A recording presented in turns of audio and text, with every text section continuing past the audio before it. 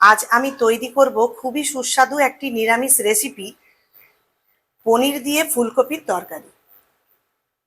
নমস্কার বন্ধুরা, আমি মৌসুমি উইথ মৌসুমি চ্যানেলে সবাইকে স্বাগত। এখানে নিরামিষ ফুলকপি পনির রেসিপির জন্য আমি একটা বড় সাইজের ফুলকপি, দুটো বড় সাইজের আলু যেটাকে ডুমো ডুমো করে কেটে রেখেছি, কিছুটা কড়াইশুঁটি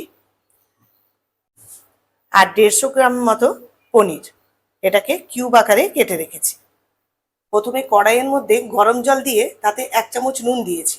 এরপর ফুলকপিগুলোকে আমি ভাপিয়ে নেব।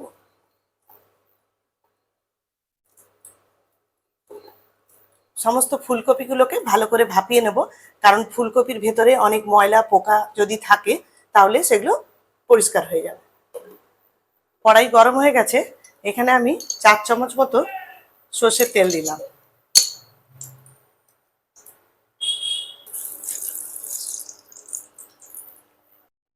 আমি এই পনিরগুলোকে ভেজে নেব। আমি 150 গ্রাম মতো পনির নিয়েছি।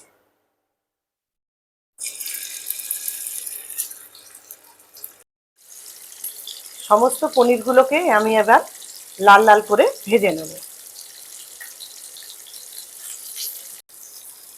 আমি সমস্ত পনিরগুলোকে লাল লাল করে ভেজে নিয়েছি। আমি এটা 2 মিনিট মতো ভেজে নিয়েছি। 2 পিঠ ভালো করে ভাজার পর আমি এরপর এই পনিরগুলোকে তুলে নেব। ওই তেলের মধ্যেই আমি টুকরো করে কেটে রাখা আলুগুলোকে ভেজে নেব।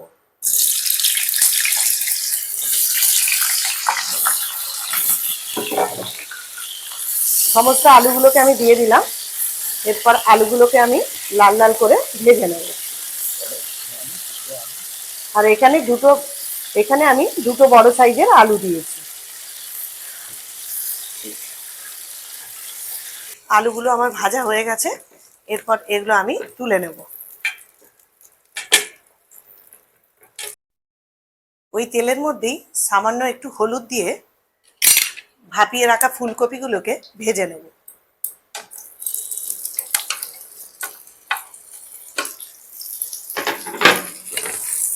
ফুলকপিতে হলুদ দিলে ফুলকপি ভাজার সময় কালারটা খুব সুন্দর হয়। এই ফুলকপিগুলোকে আমি লাল লাল করে ভেজে নেব। এদিকে আমি একটা পেস্ট তৈরি করে নেব।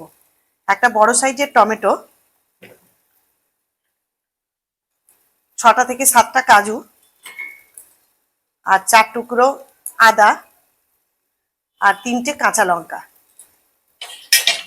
এগুলোকে আমি একটা মিক্সার গ্রাইন্ডারের মধ্যে দিয়ে পেস্ট করে নিচ্ছি।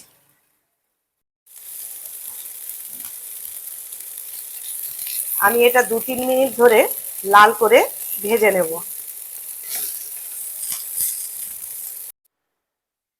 এদিকে একটা মশলা তৈরি করে নিচ্ছি। 1 চামচ হলুদ গুঁড়ো, 1/2 চামচ কাশ্মীরি লঙ্কার গুঁড়ো, 1/2 চামচ জিরে গুঁড়ো, 1/2 চামচ ধনে গুঁড়ো আর 1/2 চামচ লাল লঙ্কার গুঁড়ো। এবারে সামান্য একটু জল দিয়ে এই মশলাগুলোকে গুলে রাখবো।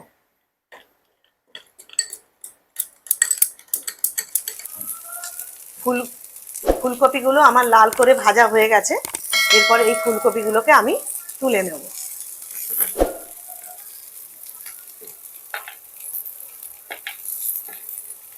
ওই কড়াইয়ের মধ্যে আমি 3 চামচ মতো তেল দিলাম।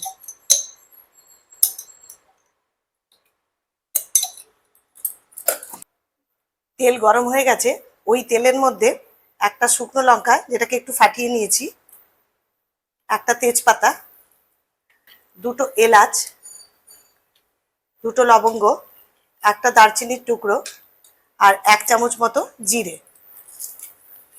এগুলোকে আমি ফোড়ন দিয়ে ভালো করে এটাকে ভেজে নেব।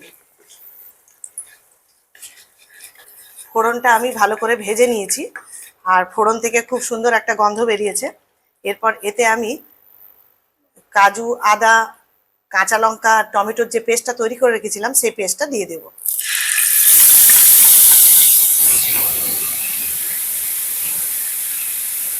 এটাকে ভালো করে একটু ভেজে নেব।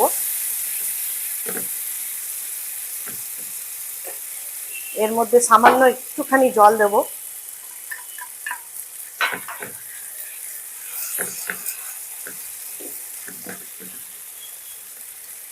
এটা ভালো করে আমি কষে নেব। এর মধ্যেই যে কড়াইশুঁটিগুলো আছে সেই কড়াইশুঁটিগুলোকে দিয়ে দেবো।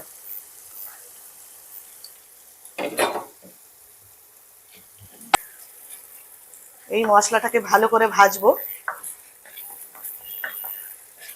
মোটামুটি আমার ভাজা হয়ে গেছে। এরপর এর মধ্যে যে মশলাটা গুলে রেখেছিলাম সেই গোলা মশলাটাকেও দিয়ে দেবো।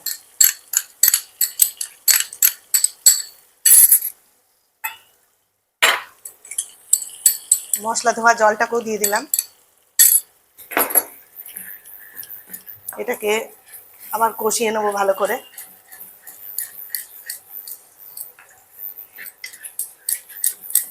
এটা যত ভালো করে কষা হবে এটার টেস্টও তত বাড়বে। এই মশলা কষাতে কষাতেই আমি স্বাদ মতো লবণ দিয়ে দেবো।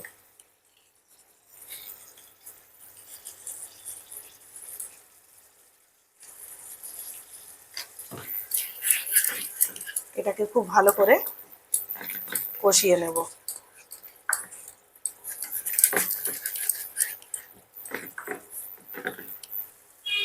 মশলা থেকে আমার তেল বেরিয়ে এসছে। এরপর ভালোভাবে আমি মশলাটাকে কষিয়ে নিয়েছি। এতে ভেজে রাখা আলু আর ফুলকপিগুলো দিয়ে দেব।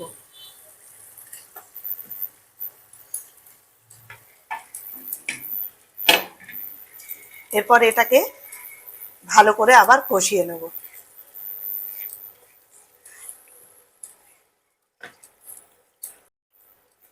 আমি এই ফুলকপি আর আলুগুলোকে ভালো করে নাড়িয়ে চাড়িয়ে নিয়েছি। এরপর এতে আমি স্বাদ মতো চিনি দিয়ে দেবো। আমি 1 চামচ মতো চিনি দিলাম। আবার একটু নাড়িয়ে নেব।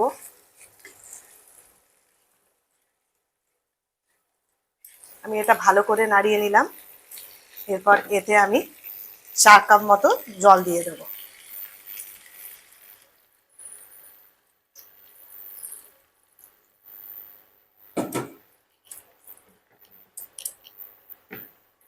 এবার এটা আমি 5 মিনিটের জন্য ঢাকা দিয়ে রাখবো।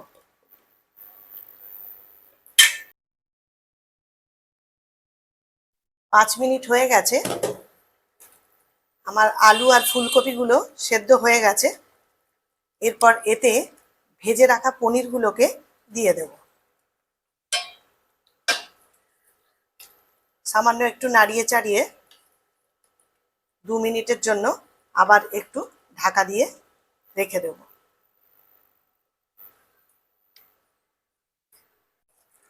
আমার এটা সম্পূর্ণভাবে তৈরি হয়ে গেছে। এরপর আমি এর উপরে ধনেপাতা কুচি ছড়িয়ে দিলাম।